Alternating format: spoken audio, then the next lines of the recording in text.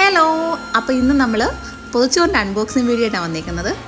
Chess number 1 on the stage. അപ്പോൾ ആദ്യം തന്നെ കുക്കുടിന് കൊടുത്തു. അപ്പോൾ അവൻ്റെ അടുത്തൊരു കഴിക്കാൻ പറഞ്ഞ് കഴിച്ചിട്ട് സൂപ്പറാന്ന് കാണിക്കാൻ പറഞ്ഞ് കാണിച്ചതൊന്നുമില്ല. ഇനിയിപ്പോൾ തസ്നിയുടെ ടേണാണ്. Chess number 2 on the stage. തസ്നിക്ക് കൊടുത്തു. തസ്നി എടുത്ത് കഴിച്ചിട്ട് എങ്ങനെയുണ്ട് അഭിപ്രായം എന്ന് പറഞ്ഞ് പുള്ളിക്കാരത്തേക്ക് ഒരുപാട് ഇഷ്ടമായി. ഇനിയിപ്പം എൻ്റെ turn. Chess number 3 on the stage. അങ്ങനെ ഞാൻ എൻ്റെ പൊതിച്ചോറ് അൺബോക്സ് ചെയ്യുകയാണ്. എൻ്റെ സൗകര്യാർത്ഥം പുളിയിഞ്ചിയൊക്കെ കൂടെ നീക്കി വെച്ചു.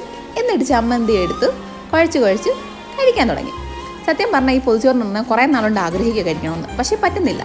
ഈ പൊതിച്ചോറ് കഴിക്കുമ്പോൾ എനിക്ക് ആദ്യമായിട്ട് മനസ്സിലോട്ട് ഓടി വന്നത് എന്താണെന്ന് വെച്ചാൽ, പണ്ട് സ്കൂളിലോ കോളേജിലൊക്കെ നമ്മൾ പൊതി കൊണ്ടുവന്ന ദിവസം അന്ന് ആരെങ്കിലും ഒരാൾ ചോറ് കൊണ്ടുവരാതെ വരുന്ന ആളുകളും, അപ്പോൾ ബാക്കിയുള്ളവരുടെ ചോറുകൾ നമ്മുടെ ഇലക്കകത്ത് ഇട്ടിട്ട് കഴിക്കുന്ന ആ ഒരു ഫീല്, അത് ഭയങ്കര രസമായിരുന്നു. അതായത് നമ്മുടെ വെണ്ടയ്ക്ക് എല്ലാവരും ഉണ്ടായിരുന്നു, പക്ഷേ കേമൻ പുളിയിഞ്ചി ചോറിനകത്ത് നന്നായിട്ട് അലിഞ്ഞ് ചേർന്ന് ടേസ്റ്റ് ഉണ്ടായിരുന്നു.